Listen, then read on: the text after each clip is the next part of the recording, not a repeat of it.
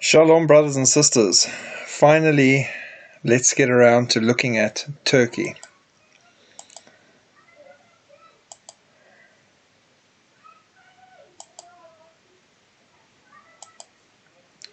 What is a Trojan horse?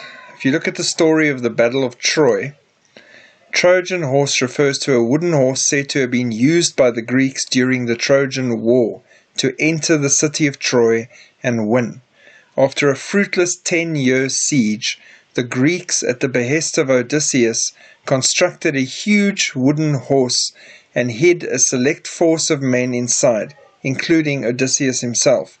The Greeks pretended to sail away, and the Trojans pulled the horse into their city as a victory trophy. That night the Greek force crept out of the horse and opened the gates for the rest of the Greek army, which had sailed back under cover of night.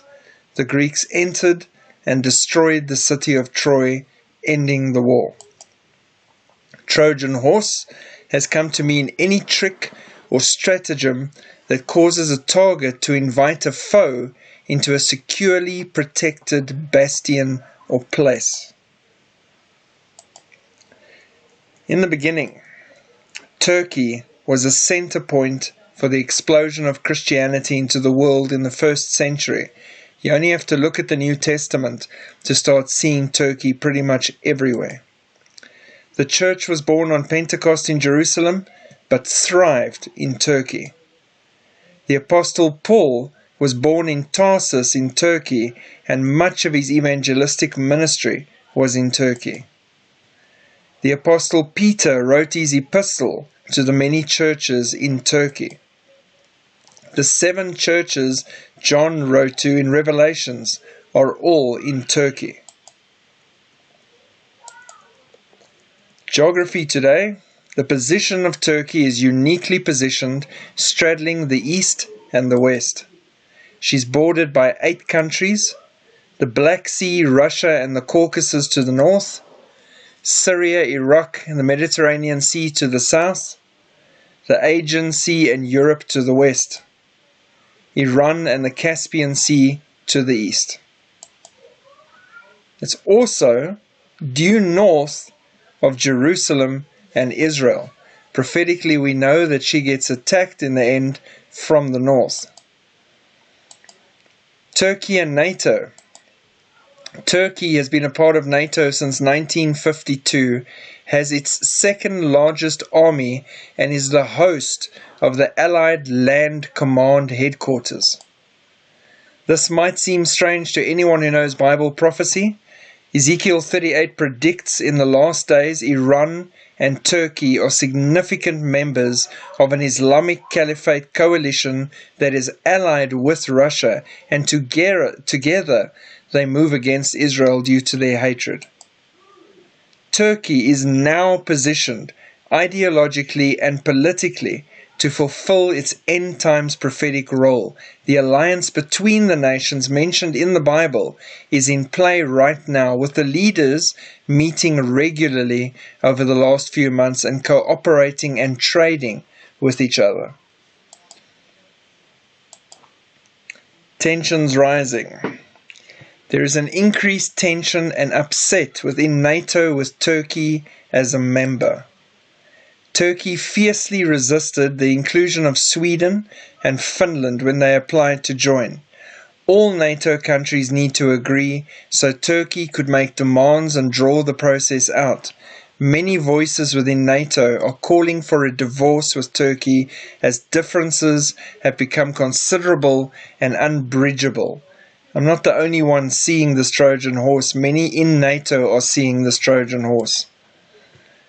Is Turkey today really the Turkey that NATO attracted as a partner 70 years ago? Asks Elizabeth Shackelford, a former US diplomat. She also says the anti-democratic character of Turkey has a direct impact on the image of NATO and undermines the security of the alliance. If NATO cannot trust Turkey, it will have to consider its options. NATO can be better without Turkey in the long run. The mosques are our barracks, the domes are our helmets, the minarets our bayonets, and the faithful our soldiers. A poem read by Turkish Prime Minister Recep Erdogan. Losing Turkey, however, will lose NATO, the biggest military they have in Europe. Only the US within NATO is larger in terms of the power index. On the global firepower ranking, Russia is number 2, China number 3, Turkey ranks at number 13, and Iran ranks at number 14. Israel comes in at number 18. Turkey is very focused on her military strengths and weapons. She's been deeply involved in the war in Syria, backing opposition to Assad. Erdogan's efforts are to turn the country into a more authoritarian Islamic state that can lead the rest of Islam. Erdogan is also a favorite as a potential antichrist if you investigate what he says and does and where he comes from. Turkey and Russia, two of the major players that come against Israel from the north, are Turkey and Russia. Turkey is uniquely positioned to aid Russia during sanctions and to pass her information and resist any moves against her and her allies. This will last as long as the Trojan Horse is allowed to remain. The horse will remain until NATO can afford to lose her potential power, which they cannot. So she is perfectly placed as a Trojan horse, aiding prophecy and end times moves. Turkey has openly aided Russia and even broke ranks with NATO, refusing to impose sanctions on Russia when asked. Turkey and Israel. Israel is normalizing diplomatic relations with a country whose unchallenged leader for the past 2 decades once described Zionism as a crime against humanity. Turkish President Recep Erdogan is just as anti-Israeli today as he was 40 years ago. In May 2021, Erdogan, referring to the Jewish people, said, "It is in their disposition that they are only satisfied by sucking blood." Part of Erdogan's rage has also been directed at US President Joe Biden. Today we have witnessed Biden's approval of weapons sales to Israel. You, Biden, are writing history with bloody hands. Erdogan's remarks came as the Biden administration approved the potential sale of $735 million in precision-guided munitions to Israel. In September 2020, Erdogan threatened to reduce diplomatic ties with the United Arab Emirates after the Gulf state made peace with Israel.